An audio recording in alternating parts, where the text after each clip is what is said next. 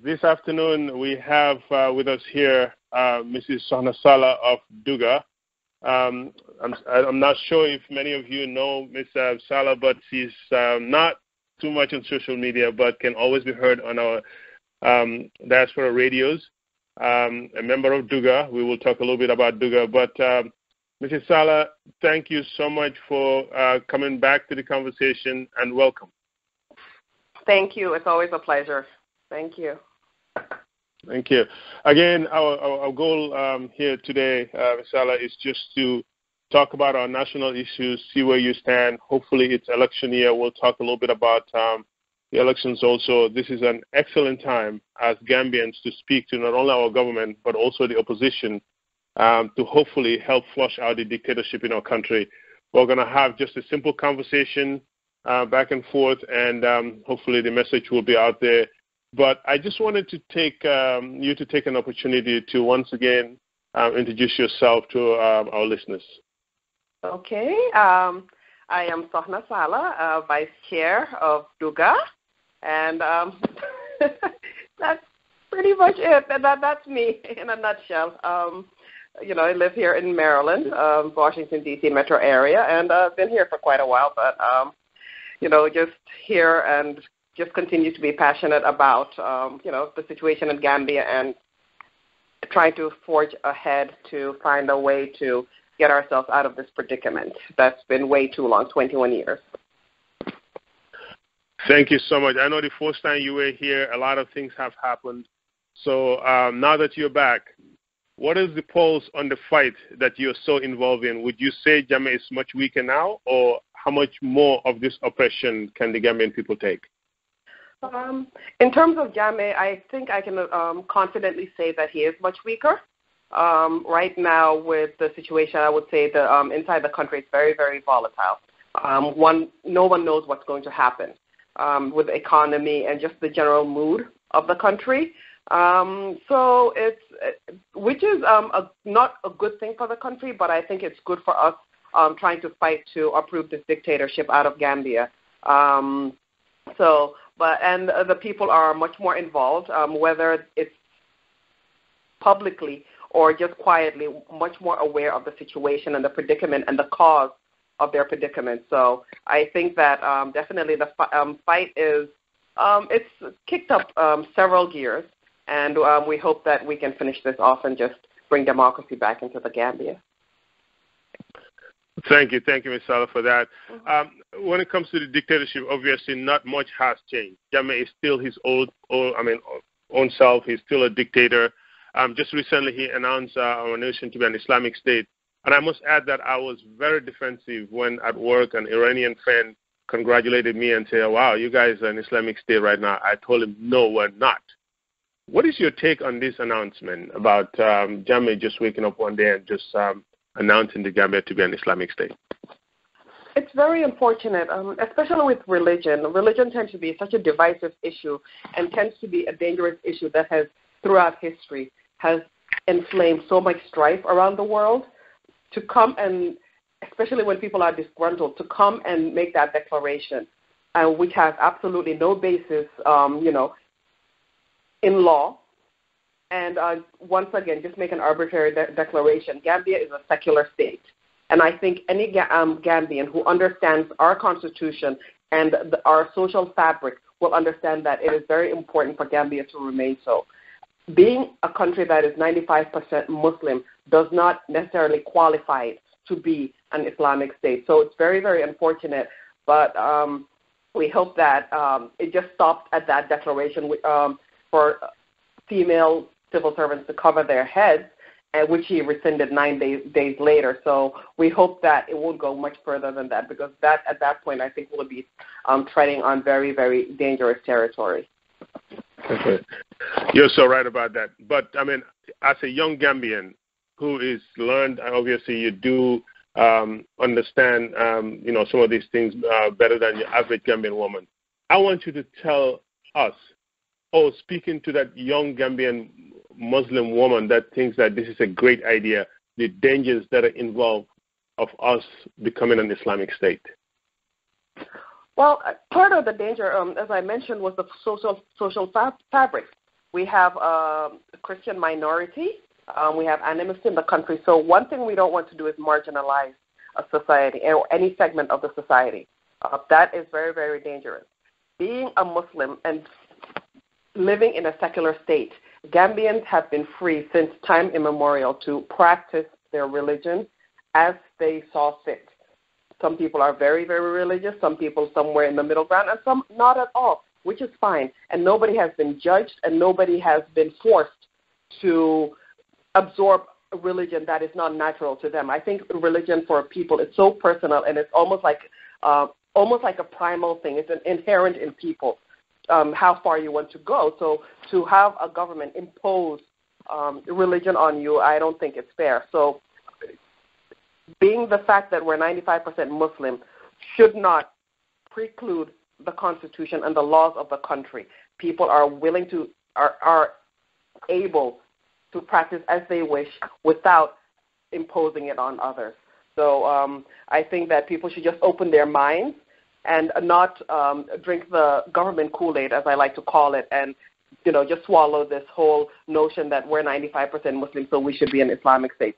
There are many other countries around the world. I mean, there are so few countries that are actually called Islamic states around the world, and then even though they have like majority Muslim population. So we just need to understand the secularity of our Constitution and our society and embrace that without doing away with our own religion. So I'm hoping that people will understand that it has nothing to do with fighting Islam in our society, but rather preserving the harmony, the religious harmony that we've had, and not marginalizing any segment of the society.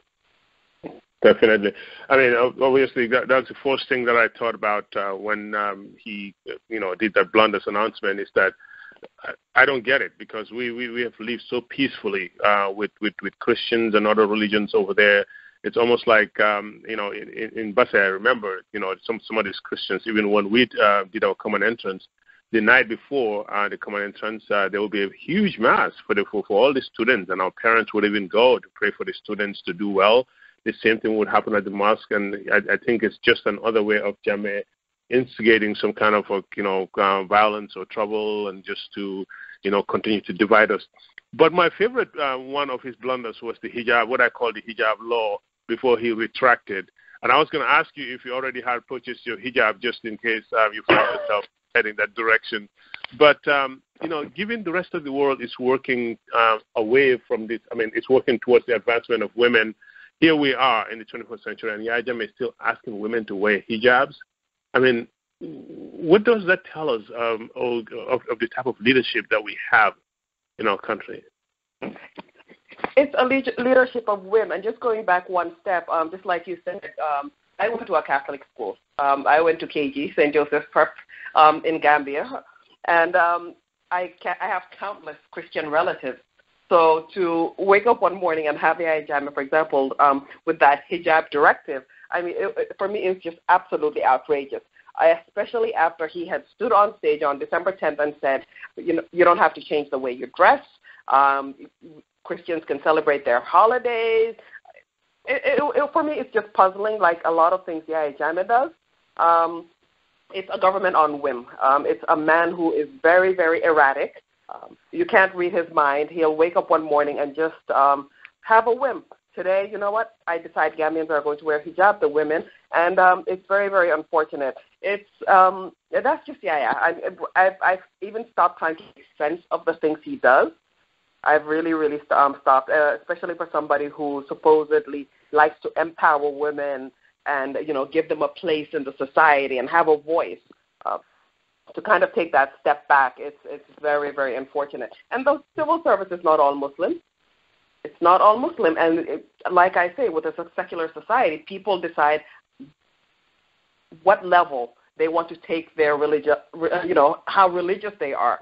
So if somebody does not want to wear hijab, I don't see why a presidential directive should make them wear it, especially since even though he has declared Gambia an Islamic state, that is something that a secular position of the Gambia is entrenched in the Constitution. That will have to go to referendum. So, yeah, I like I said, I stopped trying to make sense of him. Okay. It is. Yeah. It's rather unfortunate, but I mean, as we continue on this now that we know that he has retracted, obviously the hijab, what I call the hijab law. Do you think he's done with this, or is this just another ploy of Jammeh, just taking a pulse of the people and knowing that this wasn't too popular, then he will come back with a whole totally different approach and just shove it down our throats? And Ms. Sallah, it seems like there's a little win in your conversation, so I'm not sure how strong the connection is. But do you think that he has just backed off just to come back again and shove it down our throat, or do you think this hijab law, given his wife obviously does not wear hijab, and I can't see Zainab wearing a hijab, looking at all his pictures in the past? Mm-hmm.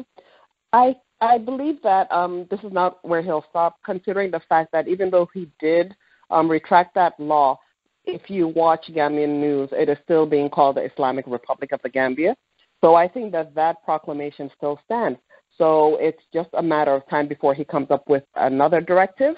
And I think that just like a dictatorship, taking away freedoms or imposing certain positions on people, it's something that it's slow. It's not something, he's not going to wake up one morning and say, okay, everybody has to wear the burqa, women have to wear socks and gloves, etc. He's not going to do that, but I think if he's going to slowly, start encroaching on people's religious rights, and we'll just wake up one morning and, just be like, what happened here?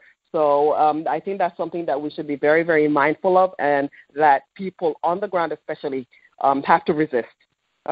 We did hear that there was some resistance to the whole head tie directive, which is why he rescinded it, because he didn't want to anger certain segments of the society, especially the women. So we hope that there will be equal resistance if he does come up with something else, because there's no stopping Yahya Jammeh. He's just completely off the rockers, and he will not stop unless he is stopped. So we can go 3 months down the line and he can come up with something else. Women can't drive cars, for example. So we'll see where it ends. But history has taught us that this is a man who, will take as much as we let him have. He will take as much as we let him have. So at some point we have to say enough. And I think he's going to keep pushing the envelope. But we've all known that what Jammeh have done in the last 21 years is to assault the Gambian male. And in my take, the Gambian women have really stood by and watched. And I'm going to challenge you here for a second, Ms. Hannah. What do you think is going to take for women folks to actively and openly get involved in this fight? I think they're the segment of the country that has been quiet, watching Jammeh really humiliate their brothers, uncles, husbands. And would you say this is a fair statement that our women folks have really stood by? Because if you go to these jails, it's just a whole bunch of men. Well, traditionally, even if you look at back in the time of PPP, you had the Yaya company. So women have really been in the forefront of the political arena in the Gambia, and not even in the Gambia, but even around the world. Here you see the U.S. elections where Hillary is trying to court the women because they understand their, position in the society. But I think this hijab ruling, for one, has really been an eye-opener.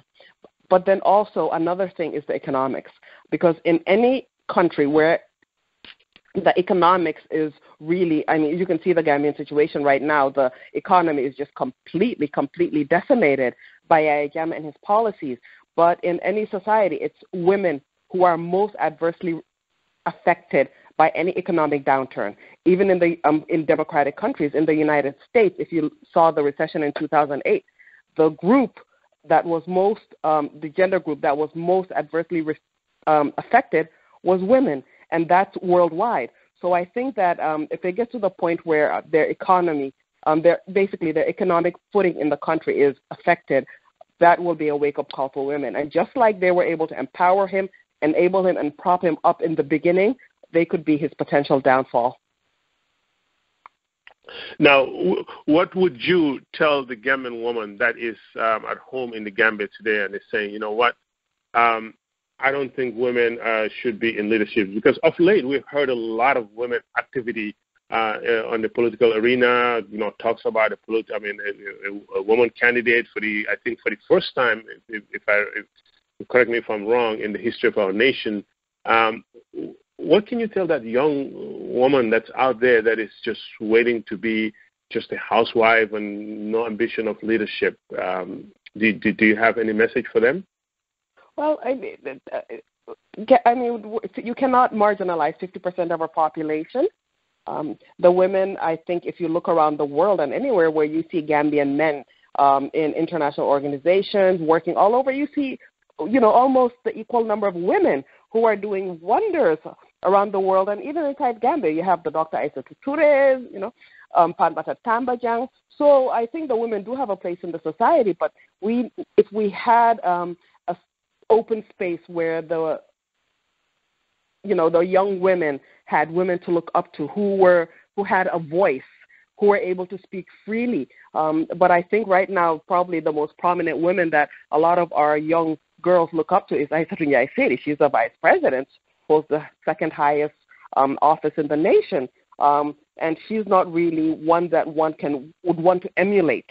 You see the April 10th and 11th as a mother, as a woman, justifying the actions of the government and the security forces was just really, really unfortunate.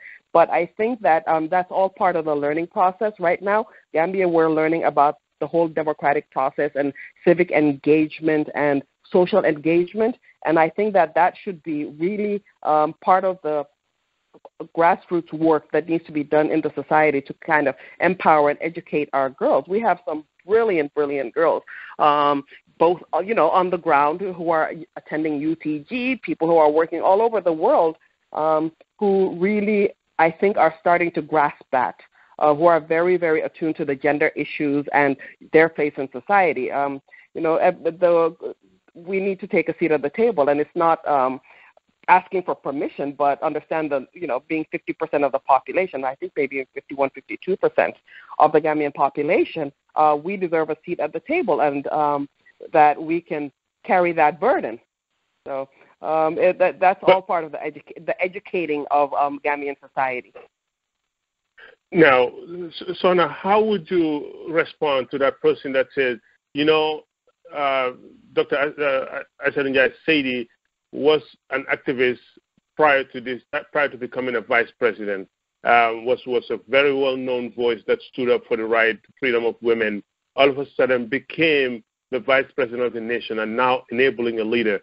What is your response to say, maybe women are not very good leaders, given that they are, especially our women, they tend to like to play the secondary role because she has not been active at all. She's pretty much gone with everything that Yahya has done. She's even moved away from what she believes in and became this dormant woman that empowers dictatorship, especially against women. Yes, that's true. I know that, she was head of the Women's Affairs Bureau, I believe, before she became vice president. And with Aissatou Njie-Saidi, I think that it's just probably a personality thing. Sometimes I look at these people behind Yahya Jammeh, and I just want to get into their heads so bad. Because I'm like, what are you thinking? It's really, really unfortunate. And I believe that she's just basically sold her soul with her. And for whatever reason is keeping her there, knowing the situation. She's been his vice president now for, 19 or 20 years, I believe.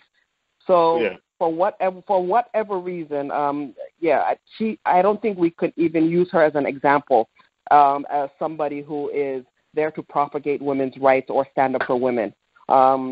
It's just very, very sad. I don't know. I would love to get into Aissatou Njie-Saidi's head. So she is one that, a lot of women looked up to. I know that she had relations with a lot of, especially those women who were involved in the political arena before Yahya Jammeh. So to just completely abandon abandon her principles and her standing up for gender rights and raising awareness, for me, it just boggles the mind. It really does. Yeah, she sold her soul, and maybe she's getting some benefit from this that we don't know of. But for me, I think it's just more of basically destroying a legacy that she had started. Indeed. She has become a huge disappointment to the Gambian people, because a lot of people, obviously, given where she started and how she started, would have thought that she would have at least fought for women's rights rather than, acting the way she's acting right now. And I think history will judge her very harshly, and hopefully, our strong sisters like you are really watching, and when the opportunity comes again for a woman to take a leadership role, because Yaya Jammeh is like a heartbeat away. As Amja said, it's like a heartbeat away from the presidency. And if everything that we've seen so far is the truth of her, would mean that if Yaya should, die today and she comes to power, this dictatorship will continue. But speaking of the dictatorship, obviously one of our goals is to get this current regime out of there. And one of the most legal ways is through elections.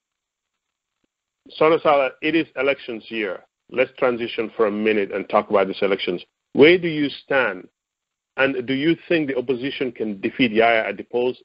And if defeated, do you think this guy will walk away? I have always been very, very apprehensive when it came to elections, because just looking historically at elections with dictators, with very few exceptions, for example, Pinochet in Chile, which was really an underlying military coup because the generals threatened to boot him out. They had a referendum, and which he ended up losing. However, looking at other countries, I would say that I'm apprehensive because historically it's just not likely. I think the reason why we say dictatorship is because democratic space has been closed, freedoms have been curtailed, and oppositions have been basically weakened. So to go to an election with a dictator, I'm not very hopeful. I have been very, very apprehensive and not hopeful.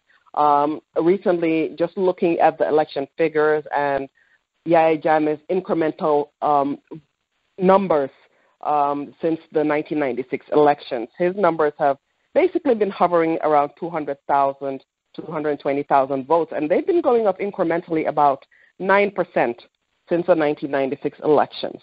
Between 2006 and the 2011 elections, his vote total went up 78%. So for somebody who's been getting 200,000, 210,000, 220,000 votes, and then suddenly in 2011, you get 470,000 votes. I mean, for me, that was like, okay, this is it.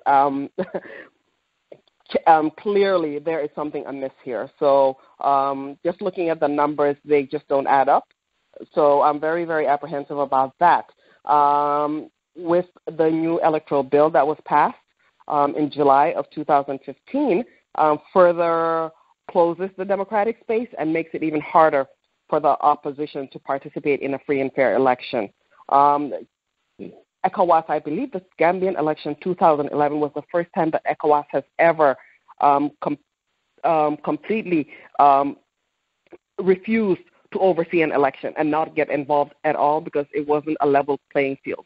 That was before this electoral bill. I think the situation is even worse now, and the playing field is even more unlevel now. And it's just, a huge mountain for these opposition leaders to climb. And with the lack of resources and just the whole situation in the Gambia, I'm not very hopeful. I'm not hopeful at all.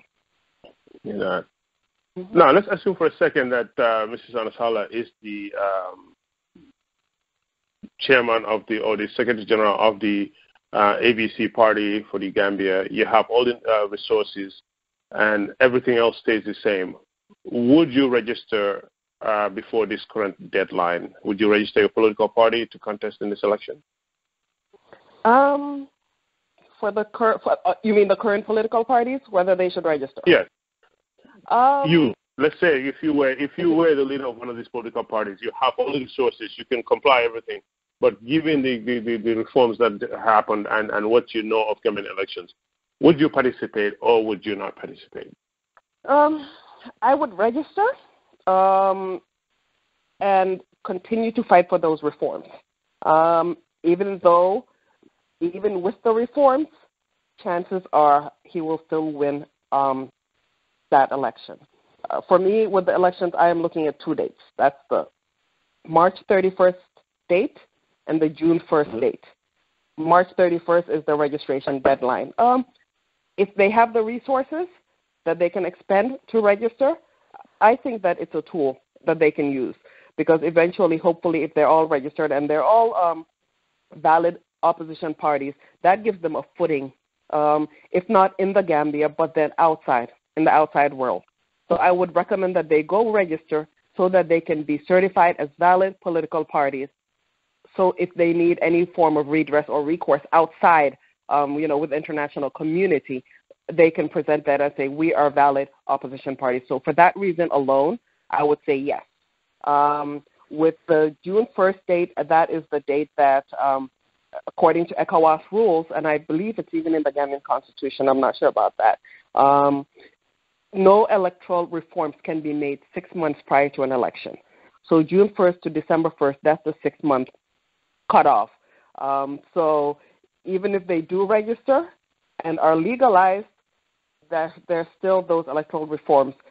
For political parties who have submitted, I think it was May 11th of 2015, where they submitted the request for the reforms to be considered by the IEC, they have not responded. So we're now in February, so that's 9 months.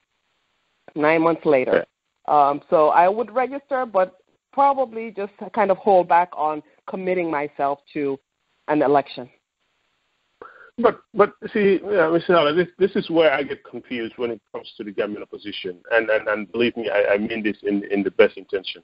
You just mentioned here about complying to the Constitution and following the law in the country.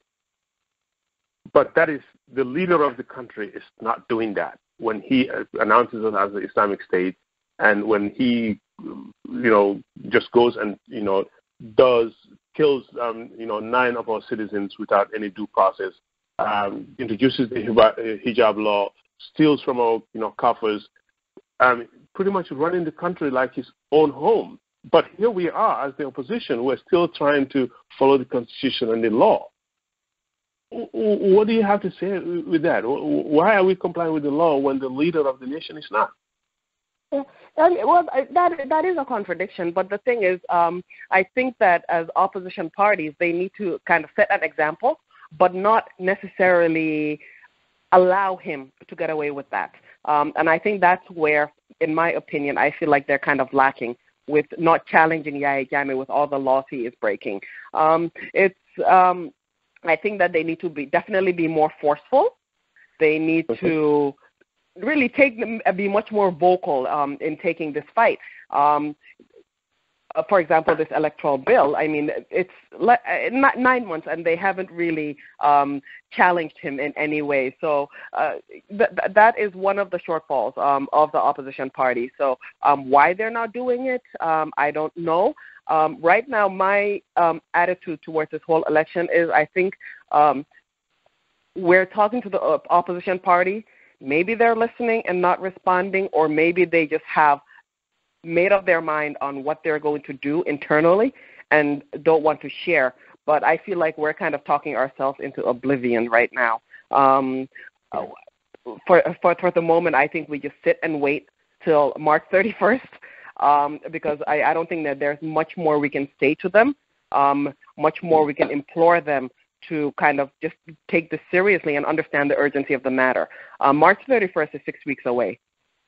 June 1st is 3.5 months away. So we're talking about 1.5 months and 3.5 months for them to really take this fight, to another level. I understand. For me, it just blew my mind when Yahya Jammeh made this Islamic State declaration, and of course all the opposition parties say, "Oh, this will have to go to a referendum, and it's entrenched in the Constitution, etc." And I'm like, you know what? When has this guy ever bothered to reference the Constitution? And he stated right there, the only book that cannot be amended is the Quran. So you could see that his intentions were clearly stated then. So But go ahead. But even that, I mean, obviously, his statement is the only document that can be, amended is the Quran. But there's a process when you amend the Constitution. You just don't wake up and then you change it. But with that said, obviously in the political season, we have seen all of the political parties right now. They're up in their game. OJ is going around, the country with PVP. Obviously, they're talk of town right now. We have Mr. Ousainou Darboe with the UDP in the UK. They've all really, started flexing their muscles. Is this good for Gambian politics right now? Are we being really smart how all these political parties are just going, given the time that we have, that they really spending a lot more time campaigning than really coming together? Yeah, I'm afraid that because under the current political dispensation, I think that their campaigns may end up being in vain. I know that they're expending a lot of money to go out there and talk to the people, which is good because it's good to kind of inspire the base, which has also been another shortcoming of the opposition because they just haven't been able to inspire the population to get involved in the process. So that may be a good tactic, but when you have a level playing field. Right now with the current situation, they can all be out there and inspiring, talking, mobilizing their people, and then come March 31st, one of them or more can end up being deregistered. So what would have been the purpose of that? One must ask that question. So I think that that and a lot of that energy, or all of that energy right now, should be directed at fighting Yahya Jammeh and the laws that he has passed. That is just completely curtail the democratic space and just not allowing a fair electoral process. So for me, I mean, if it was me, I think I would just knock down the obstacles that are preventing you from reaching the people. And who's to say that once the actual campaign starts, let's say they're all registered, the campaign starts, I mean, he could cut the campaign season to 10 days. Right now you can see he's letting them do what they want to do, but then who knows what he has in store? Who knows what he has in store? So this is a very interesting time, to say the least. It's a very, very precarious time. And right now, the Gambia is really, really teetering, in my opinion. Nobody knows what's going to happen. March 31st, I mean, for me, it's I think right now that's pretty much what I'm looking to. Then after that, I'll see if there are any, movements towards demanding some reforms.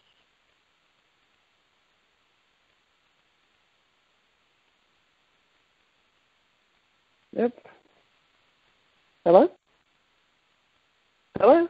Hello, Miss Sallah? Okay, sorry. Yeah. All right. Thank you. Once again, thank you so much for joining us today. Ladies and gentlemen, this is The Conversation. Momodou Krubally speaking with Mrs. Sohna Sallah of Dugga.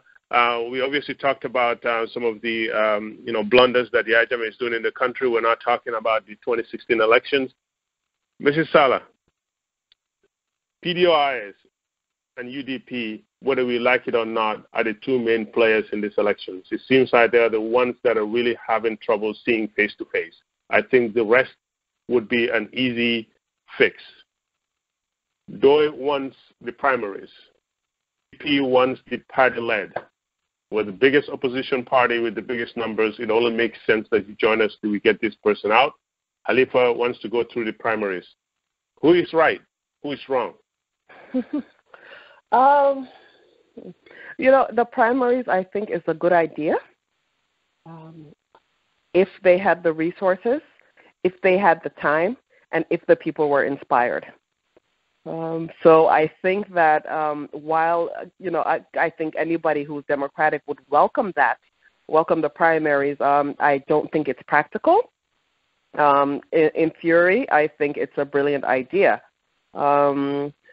I think right now, and I suspect that if it doesn't happen, every party is just, and they're actually exhibiting right now, they're just doing their own thing in their own bubbles. So it's, I wouldn't say any of them is right or any of them is wrong. In theory, one has a very good idea. I just don't think it can be implemented. UDP, they don't want the primary, and I know that Ousainou did say that he would want the opposition to come to them for UDP to present a candidate for them. So that's for me, that's not dialogue.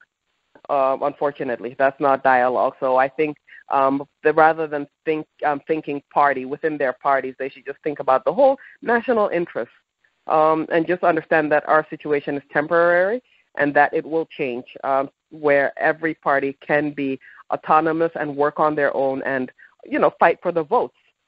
And, may the best man win at that point. But I think there should be more dialogue from the understanding, just listening to all the political leaders, Halifa, Usainu, OJ. It doesn't seem like there is a lot of dialogue amongst them, inter-party dialogue, which is really, really sad at this stage of the game, because I don't know if it's only us who feel the urgency, but for me, I'm like, these are things that should have been done 6, 7, 8 months ago. I think they should have been much more further along by now. Yeah. Thank you so much for that. This morning I was listening to Banka, the People's Show that on Fat Radio. He had an excellent plan, and I'm sitting here thinking, preparing to speak with you, and he's talking about how the opposition can come together and just put up this massive campaign of talking to the international, bodies out there, and just how they can crisscross the country. And I'm like, wow. And then where's the money? Obviously, what's going to be my question. Mm-hmm. That's Banka's plan. You obviously, these two camps are not seeing eye to eye, and I'm going to put you on the spot here. Just asking a citizen who is very involved in this fight. What should be the compromise? I think that identifying, and I know that when we had the Civil Society Forum in New York, when we sat down at the round table the day after the main conference, my feeling from OJ was, and probably OJ and Ahmad were there, but the feeling was we cannot come together unless we have external help, outside help. And outside doesn't necessarily mean outside of Gambia, but I think part of the plan should be to assemble a group of people in Gambia who are neutral, who have no stake in any of the political parties, people who are respected, and people who are willing to put themselves out there to sit them down and kind of get them to come to some sort of understanding. Other than that, I think that eventually, after March 31st, depending on what happens with each of the political parties, you'll maybe see little groups of alliances being formed. But the bigger alliance that I think everybody's looking for is not, it doesn't seem like it's forthcoming at the moment. So we'll see. But I would say that we need to get some very strong-minded people, some respected people to sit them down and just give them a good talking to. I don't think they're listening to the diaspora. As they say, we sit in our comfort zones and just kind of, pontificate on the way it should be. But people on the ground who are, living the same experience they are. Because as much as we like to, talk about the situation in the Gambia, we're not there. So to actually kind of force their hands into doing things that, we're not there to participate with, I don't think it's really fair. But I think that's the best solution. Somebody who just, wow.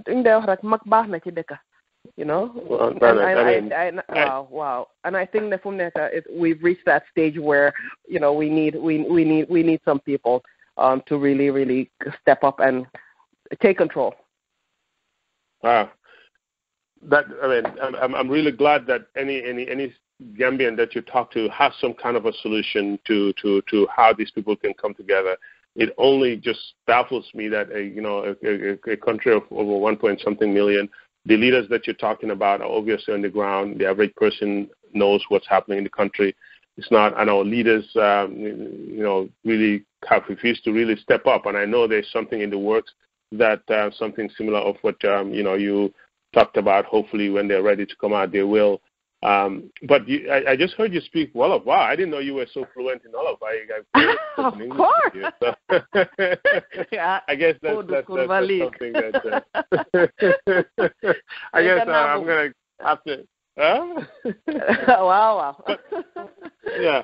But, Sallah, I mean, each time you open these radios, and thank you so much for your time, these honest answers. And I know this can always land people in hot water because here you are talking about your ideas. Somebody else would not agree, and, it could be a form of attack.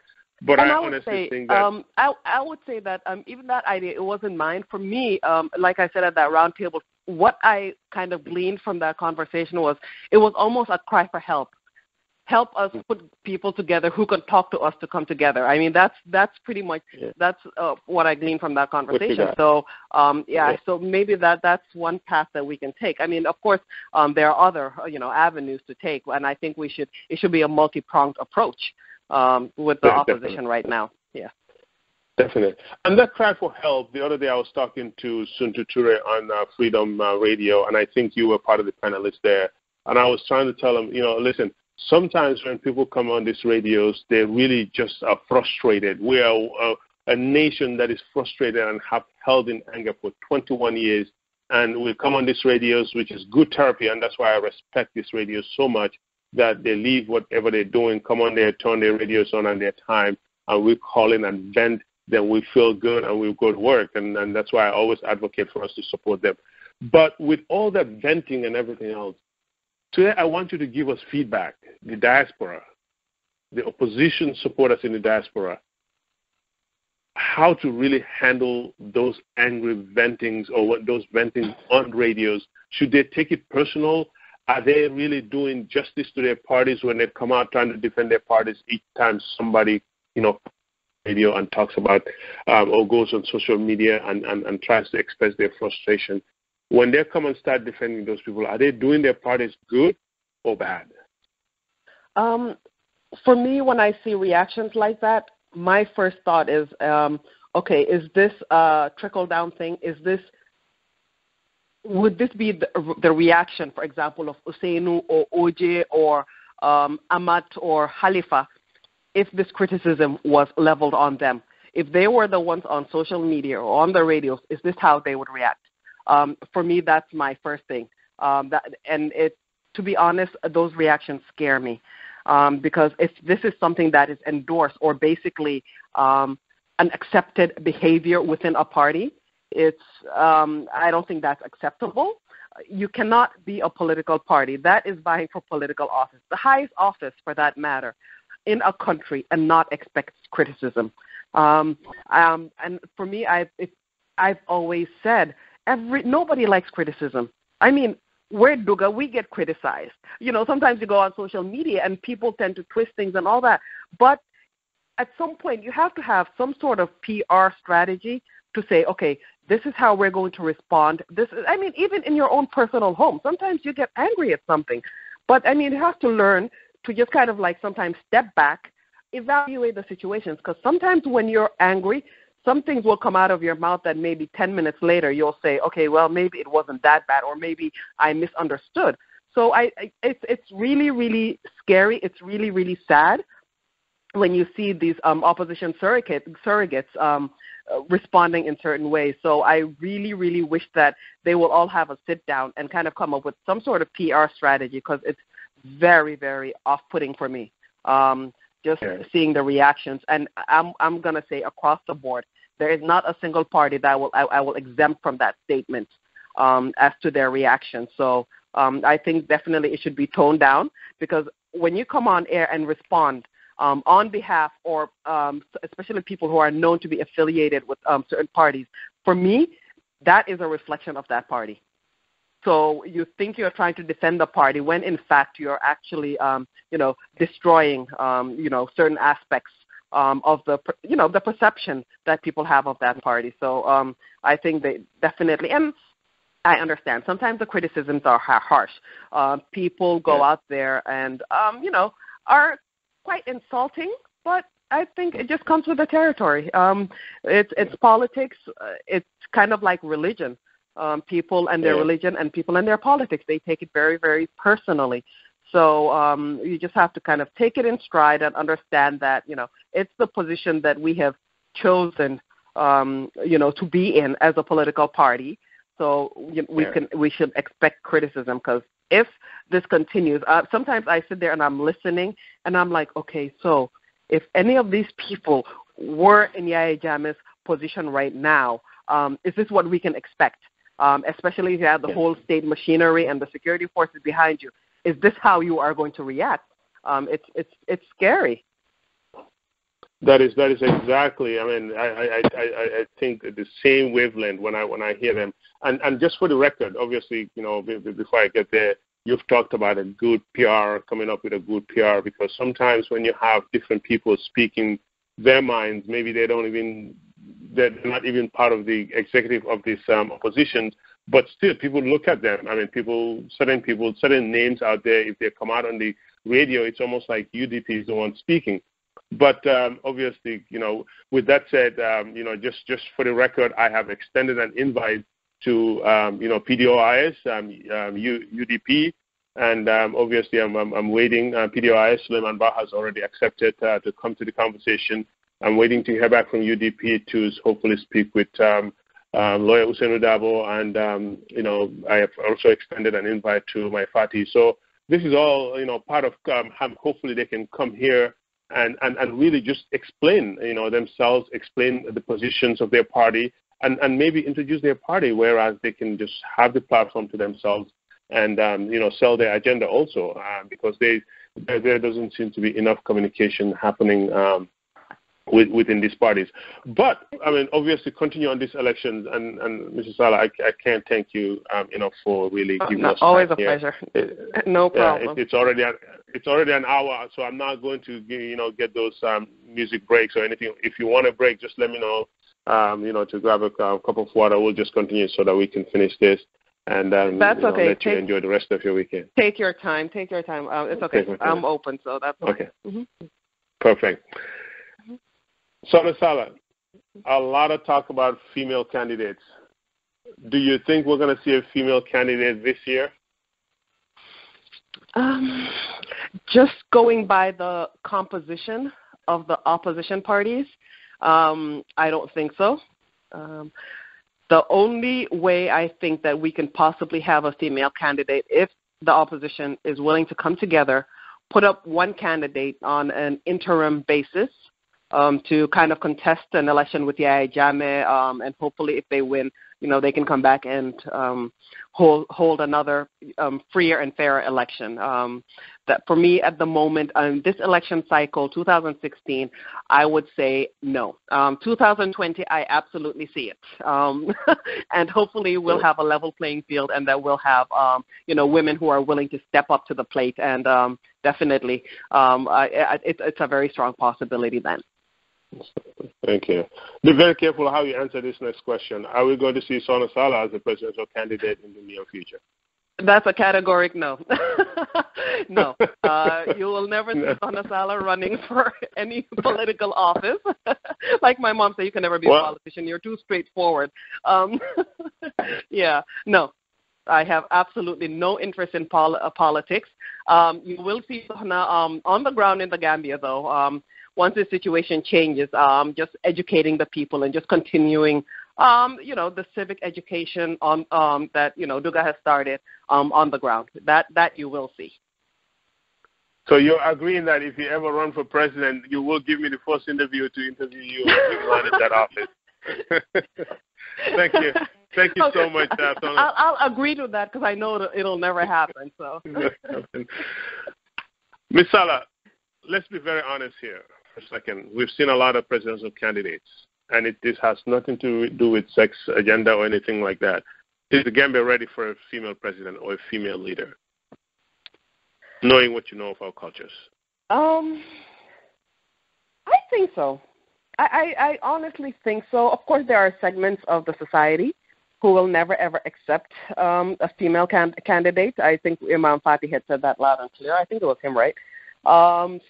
I mean, probably that segment of the population. But I think overall, especially with, especially in the African countries where you have such an explosion of the youth population who are more aware and more accepting of the whole gender equality thing, I do believe. I mean, you have a lot of these young men and women who are in, school together and always getting beaten by the girls. So I think they can understand that they have a place on the political platform in Gambia. So I think we are. So let's just hope that one is willing to step up, and more women who are able and qualified to do it understand that the time is now. 21 years, a lot has happened, Sohna. Demeanor-wise, the fact is that women are more compassionate. And given what we have gone through the last 21 years, it's very hard. Do you think we need a stern leader that will not be too emotionally connected, knowing how emotionally connected women are? Do you think this, right after this regime, the Third Republic, the first leader should be somebody who's very strong? And the way I'm saying that strong is because I know women are a lot hesitant they're a lot more compassionate. Do you think they will be the right fit at this time in the history of our nation? Or do we need somebody who is going to be very firm and be able to move us forward from all these problems? Because God knows we have a lot of problems to move away from the Second Republic to the Third Republic. Mm-hmm. I think you can be firm at the same time compassionate, and just have that whole emotional bond to the people.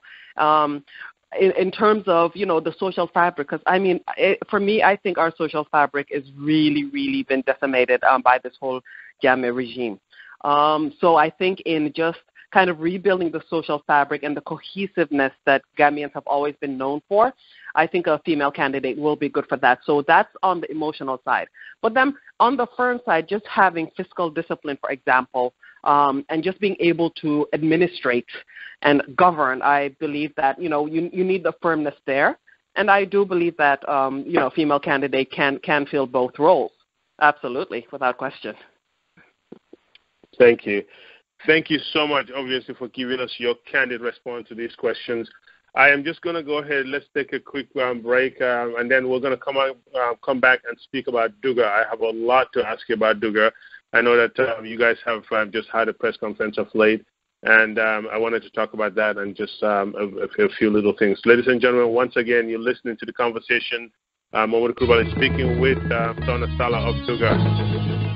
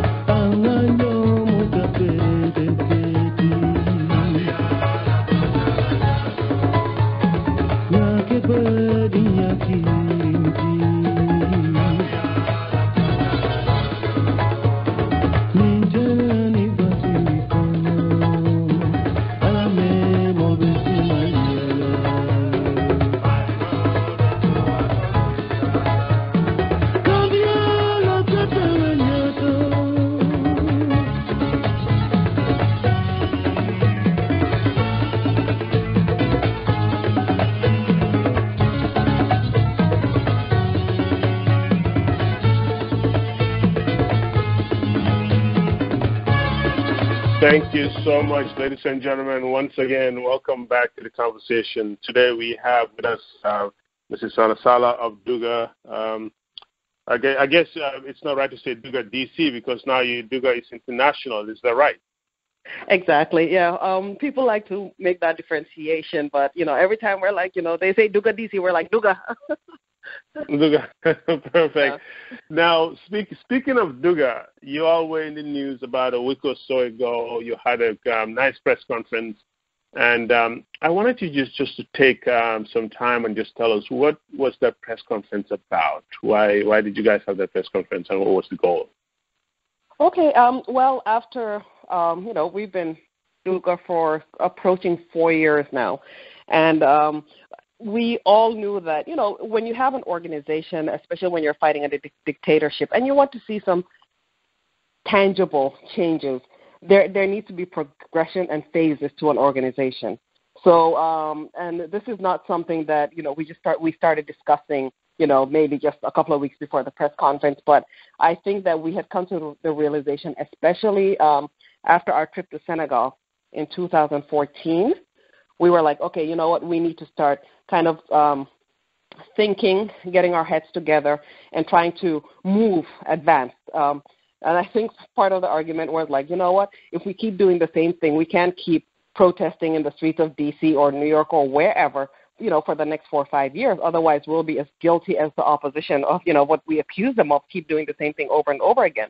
So we understood the need to move on to another phase in this fight. And the phase is basically to concentrate a lot of our efforts to working on the ground, and not immediately for, every member of Dugga to just get on a plane and go, but to just kind of like, get our people together, get our networks together, and, start working with people on the ground to basically take the fight there, because we can sit on the outside and talk forever, but we understand that the work on the ground needs to be done also. As we have always said, that the opposition is basically doing the work of opposition and civil society, because civil society there is, especially focused on human rights, is basically non-existent on the ground. So, we're hoping to kind of move, change focus and, work with the opposition in addition to just working with people on the ground to sensitize. And eventually we understand that there will be an inflow into the country, but, that will need to be planned and, all the, background stuff put into place. Yeah. I'm saying this because obviously, like you said, to gradually work on the ground.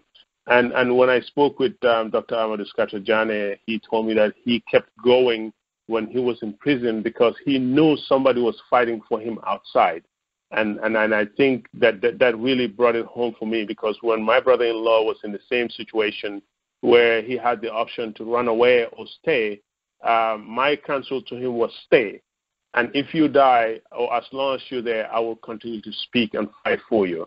And just that just goes to show that Dugga needs to just continue this fight, because if you are on the ground, let's say you guys send Sohna Sallah now, you will be in jail knowing that coach is not sleeping well and is out in the streets protesting for you, and there's hope. And I think that's what kept Dr. Jane fighting, and I think with that hope, he was able to get out, and he brought us a lot of information, all that information about the killings.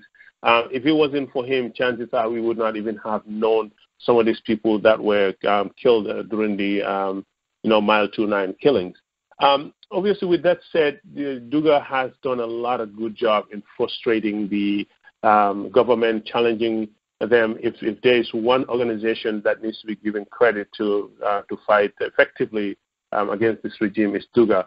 I think a few days ago you were at the Church of Scientology, which was another great success of penetrating the enemy and embarrassing them. What can you tell us about that? And how do you guys do this without letting the cat out of the bag? I mean, this is so effective. And I'm thinking here, the video came like really late at night. When I saw it, I'm like, God, they need to teach people on the ground how to really infiltrate this government. How do you guys, I mean, do you guys have plans to really teach people on the ground how to really get information, know about it? I mean, Mr. C said breaking in there, going over there, interrupting them, and embarrassing them. This is the way we're going to have to fight them.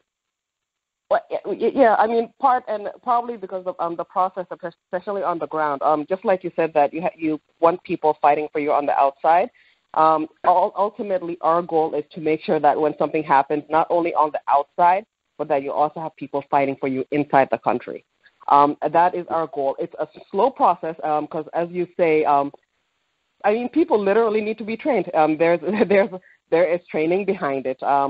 We don't just wake up one morning and send people out onto the streets. No, there's a whole lot of work behind the scenes that needs to be done. So, of course, I can't talk too much about that. But about this Church of Scientology event. Maybe about a week before the event. When you're in DC, you get you're part of these networks and stuff. So sometimes you just get an email. So one of the Dugga members got an email with this invite, and of course, guess whose name was on the invite? So of course, immediately an email was circulated to Dugga. It's like, okay, I don't want to be the only one there. Who's coming? And everybody signed up. So we all signed up, and our take was we're not going to hide. We all signed up under our names, and when it says organization, we put Dugga except for two people, which were Musa and Yankuba. So we signed up probably early in the week. Thursday, we all got reminder emails reminding us to, attend the event. Friday, literally, I was at my front door just about closing the door. I heard an email come in. I opened it, and it was the cancellation. Of course, I called the others, and they had all received it. But at no point was it an option that we were just going to stay home and not go. I mean, it was like, okay, we've all been canceled. All right, see you guys in 30 minutes, because we were all going anyway. So I got there, and at that point, Pasama and Gigi had already been in and, were sent out. Sophie, of course, a few minutes after I got there, she came out, yep, I've been kicked out too. So I didn't even attempt to go, but then we had Musa and Yanks. They didn't put Dugga. When they were asked organization, they just put individual. So at one point they suspected, though, and they went up to them and said, are you guys Dugga? And, they were like, no, we're just here to attend the event. We have invitations and we're confirmed. So they tried to get them to leave. At that time, they were already very, very flustered and very panicked. You could see, because when I pulled into the parking lot, Perminte and one of the event organizers, were standing in the lot. And just the minute I pulled and my headlights went on them, you could see panic. Just the way they were talking, arms flailing and all that. You can see there was a lot of panic. So when they approached Musa and Yanks and basically asked them to leave, they refused. And at that time, they were so nervous that we were, kind of causing a scene out. Well, not really a scene, but they felt our presence outside. They didn't want more, confusion and panic inside. So they were like, okay, fine, you guys can stay. So, the whole time they were there, they were sending us the videos and, updating us on what was going on and sending pictures. But we had made a conscious effort. We're not posting anything on Facebook until they come out of there, because we wanted them to stay till the end. So we were there the whole time, and they weren't pleased. So as soon as they came out, that's when we started posting the videos and all that. So, and the good thing is, not only they were in there and they saw the proceedings. We were outside, and one thing we make sure we never do is go anywhere without flyer. So we had created a special flyer, because the whole this meeting was partly to kind of drum up support and get tourists to come to Gambia's homecoming. So we created a flyer and called it Gambia's Roots and Homecoming Festival Travel Warning. So we listed all the atrocities, and so literally everybody, before you walked into that door, we were standing outside and handing them flyers, like, before you book your ticket, here, read this. So there were, people were just actually like, we had no idea. There was one lady who didn't even stay through the event. She left and came to us, was like, I had no idea this was happening. She's like, I'm going home right now, and I'm going to research this. So with stuff like that, it's like if you hit one person, she has a friend, maybe she wanted to take along, they'll think twice and, hopefully raise more awareness of the situation in Gambia. Yeah. I mean, and obviously we know that they're the members of church, but now this is again where Jammeh's hypocrisy is exposed. 1 minute you're announcing that the Gambia is an Islamic state. The next minute you're in a church trying to sell to Christians, or I'm very familiar with the Church of Scientology, and I have to say it's one of the biggest churches. Very wealthy people. They actually are very present in LA here. They're buying a whole, I think, block or two of the entire downtown area where they not downtown, but I think around the Western Street area. But that's a very popular area. Very wealthy people like Tom Cruise are members of that church. So it was very good that you all went over there. And one member gets it. Obviously, the talk would be that there was some kind of disruption, and they would want to do a little bit more research. So I just wanted to take this opportunity to really thank you guys. Go ahead. No problem. And I don't even think they were completely aware, and of course, my brother, he knew Perminte from Gambia, and he kind of approached him. And of course, Per was deflecting on Eric Shepherd, who's basically organizing the whole Roots and Homecoming Festival. So he was like, it wasn't us, it was, Eric Shepherd. I'm like, yeah, right, like Eric Shepherd knows who Dugga is. The church also, I don't know how they ended up there, but they co-sponsored the event along with Eric Shepherd and the embassy. So talking to them, because we actually approached some of them, and we're like, you disinvited us, you're not above capacity, and they admitted, they're like, yeah, we lied, when we disinvited you, but they were not aware of the situation in Gambia. There were some of us, of course, who were not pleased to see us at all. But then, privately, there are a couple of them who actually worked there, who kind of, had little conversations with us and were basically totally oblivious to the situation in the Gambia. So I think they're going to have a discussion, discuss further. And I suspect that any other country that wants to host an event there, they will think twice, or at least look into their, human rights situation before they accept them. So. Yeah, and it just shows the importance of always making sure that we tell people, because most of these people have no idea. Just like when that silly little princess came to LA trying to hang out with what's his name again, and once we told them about it, they're like, we had no idea. And that guy called me. He's like, my goodness, you guys are very passionate with what you're doing. Within an hour, we got over 60 people calling us, and he's like, you know what, this was a mistake on our side, and they apologized, and we educated them, and that's our responsibility as Gambians. Is the least we can do is just educate these people and tell them about, who they're dealing with and what type of government, the Gambia regime is, and the fight continues. But exactly, and I was going to say, when you talk about, Gambia Roots Homecoming Festival, Alex Haley Roots, the home of Kinte Kinte, people tend to have a romanticized notion, of Africa. Oh, we're going back to our roots and all that. But then, African people are some of the most repressed people, on this planet. So, we have to kind of make them understand that it's not just about, going there and seeing the sights and, going to James Island or, wherever they take their, the tourists, but to also understand, like, if you want to be part of, this whole Roots Homecoming, you have to understand the plight of regular Africans. It's not just, being in bed with dictators and, getting the royal treatment, but actually understanding what Africans are living inside, the continent. Yeah, definitely. Thank you so much again, Sohna Sallah, for joining us at the conversation here.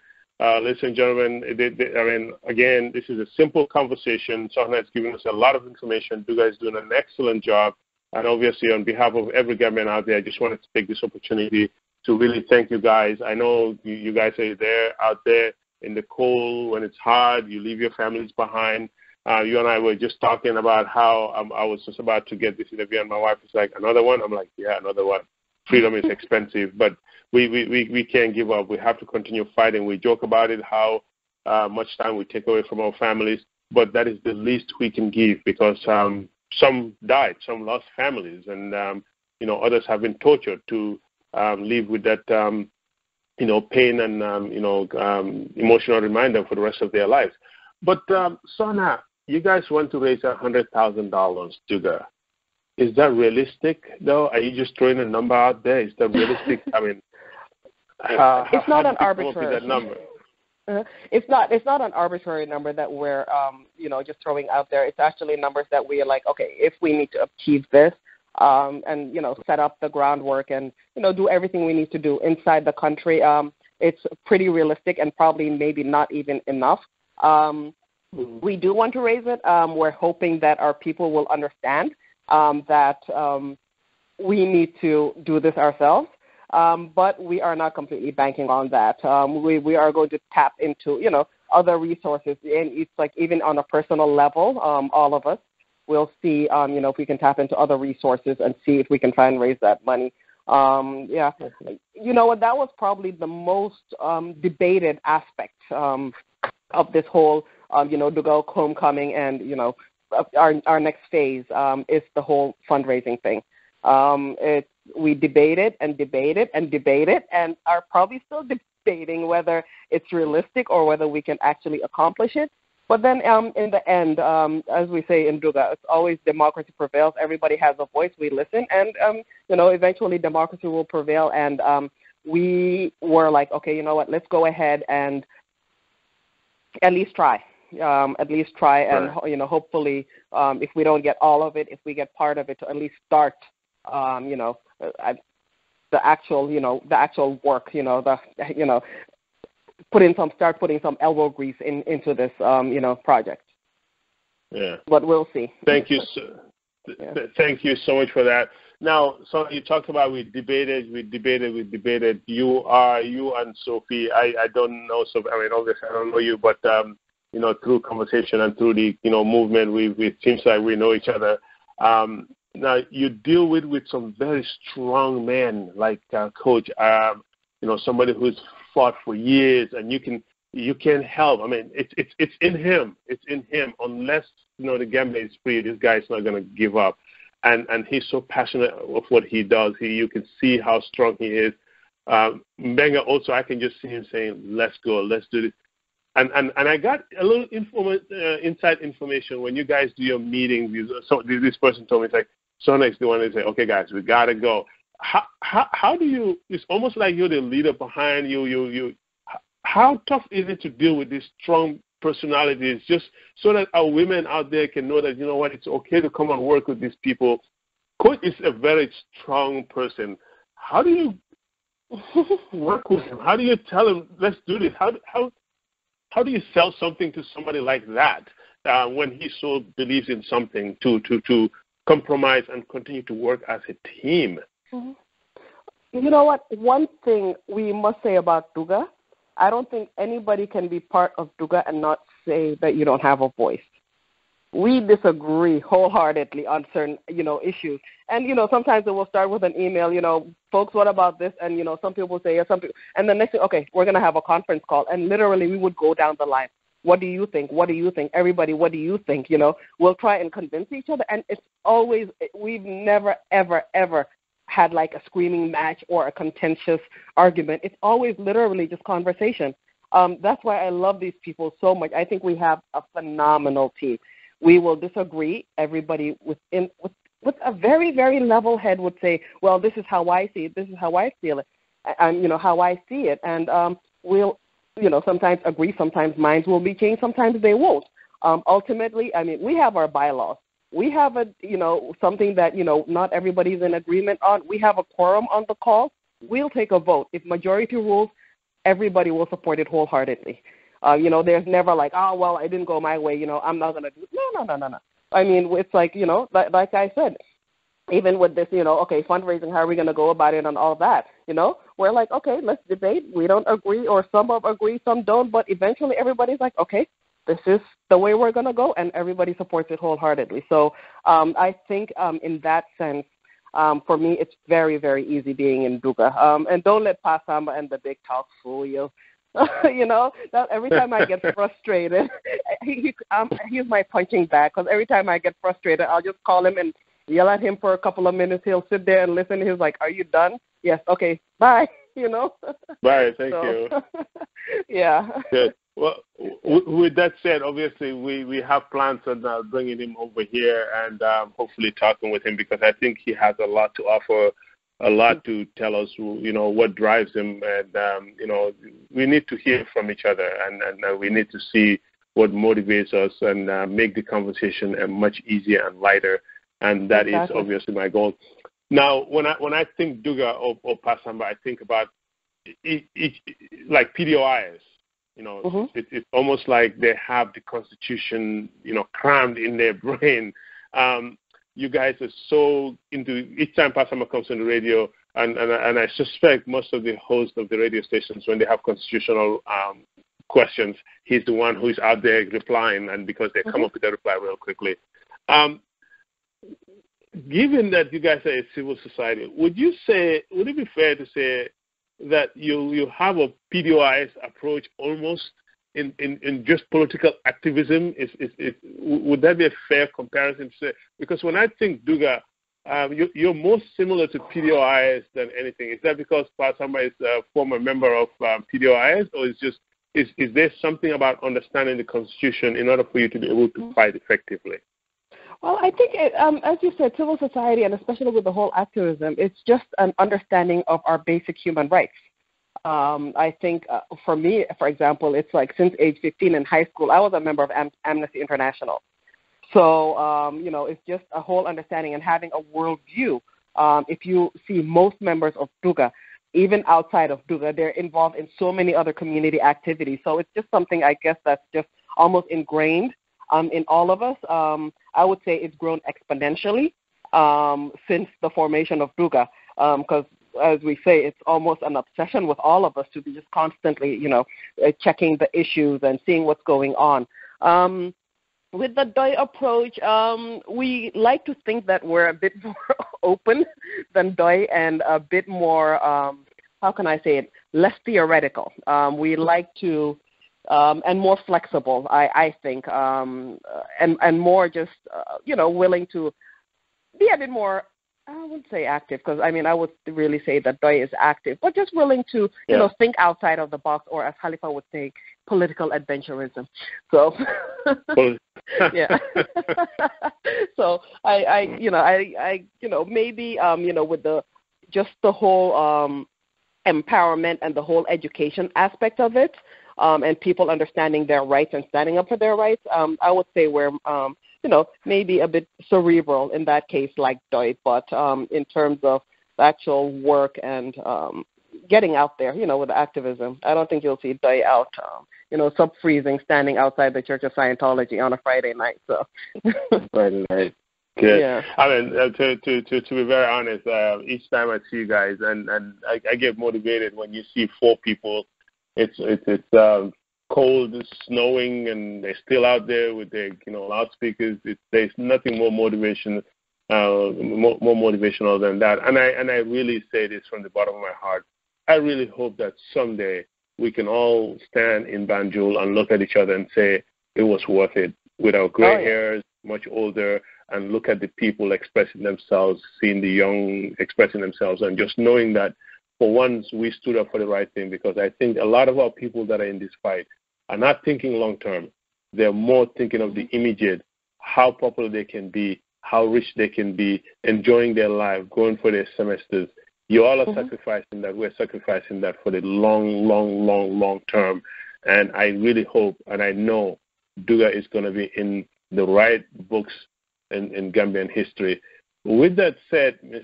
Sallah, obviously you are a family person. You have a life, you have a job.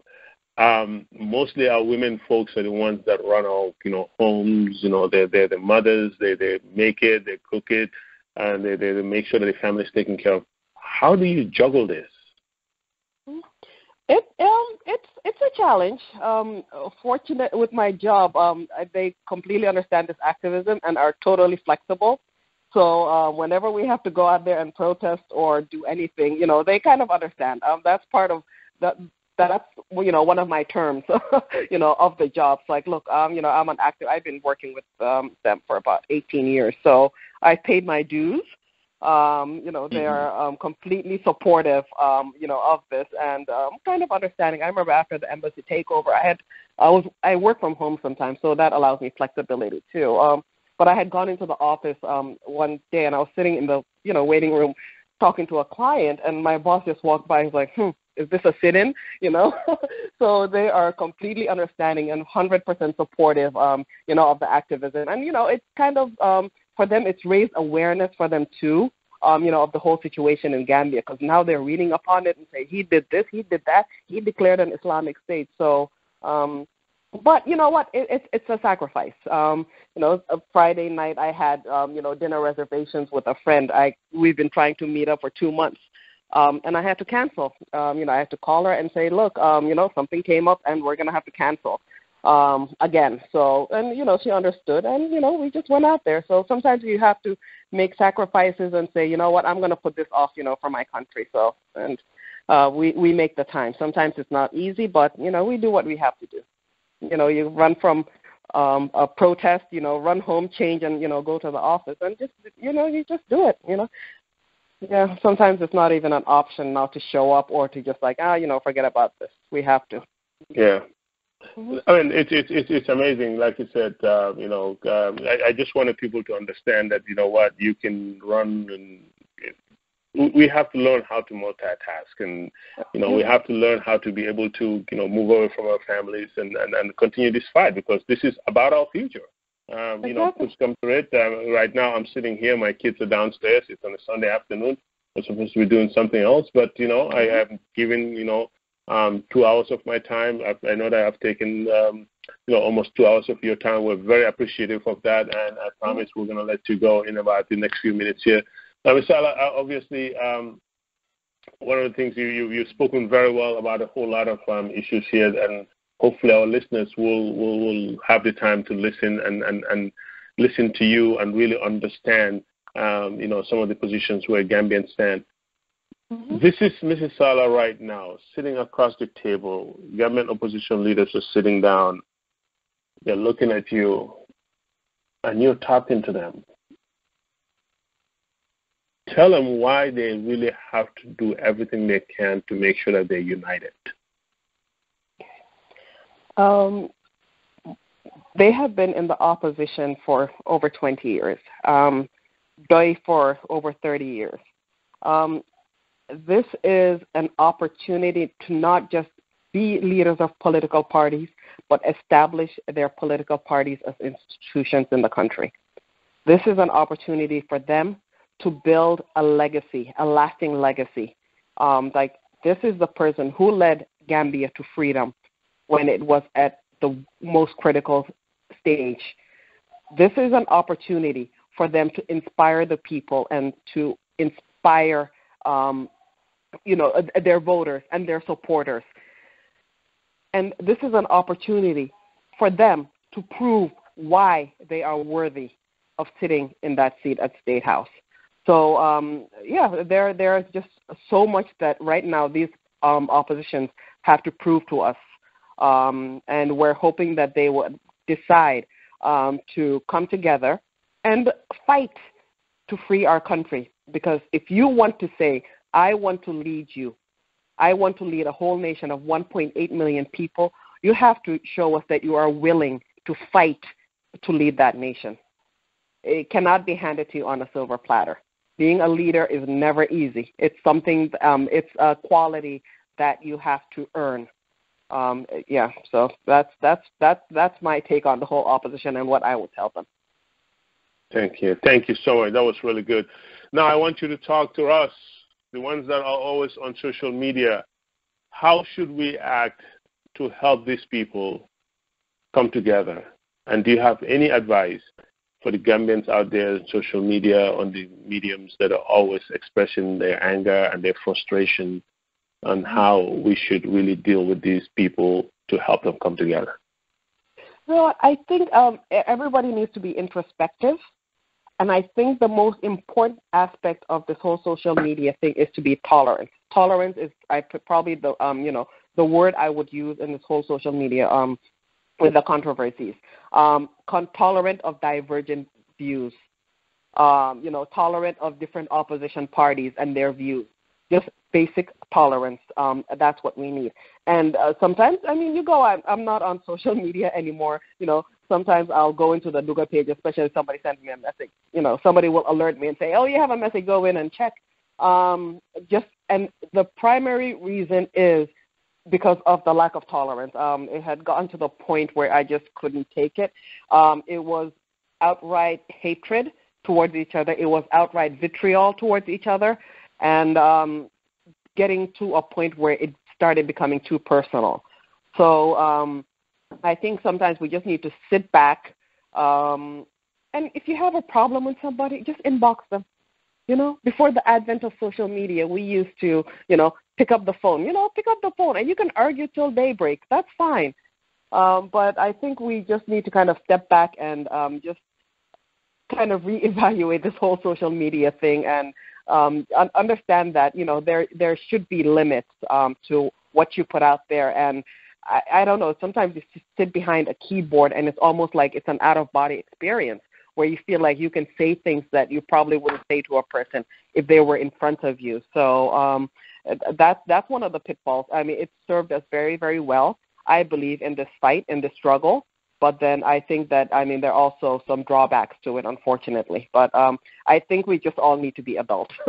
We need to be adults and just, sometimes take a deep breath, like everybody in life, at some point you get annoyed or something really, really pisses you off, just sometimes stand back, think for a few minutes, and you'll find that, it passes, or call and yell at Pasamba, just something like that. But just we need to kind of tone it down a bit.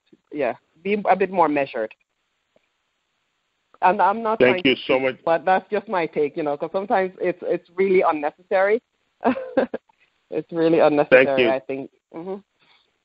Thank you so much, Sohna Sallah, for taking the time to join us here. Again, ladies and gentlemen, this is Momodou Krubally, the conversation with Sohna Sallah of Dugga. Once again, our goal here is to just have a simple conversations with Gambians to understand where we stand, how to talk about our issues and make the conversation a lot lighter, easier, so that when we find ourselves at a table where we're talking about national issues, it will be a lot easier process. Sohna, thank you so much for joining us again. Do you have any last words to our listeners? No, I just thank you. This has been great. It's a very relaxing interview, I might add. Thank you so much, for inviting me, and it's been an absolute pleasure for me to be here with you today. Thank you. And I will have to say this is not going to be the last. We're going to ask for your time, and it's always good to have people like you, obviously on these discussions. And like I had mentioned at all my interviews, this is an open forum here. Anybody, is invited to join us. I have extended invites to a lot of people, and if anybody out there does have something to say or want to join us, you do not have to wait for an invite. Just contact us right here. You can also listen to a lot of these videos on YouTube by typing in Momodou Krubally, Momodou Krubally, the conversation. And ladies and gentlemen, once again, thank you so much. Sohna, thank you for your time, and we really appreciate everything that you're doing. And hopefully the day will come where we will really stand and show appreciation to one another in a free Gambia. Thank you so much. Absolutely. Definitely. At your service. Anytime, Momodou. Thank you.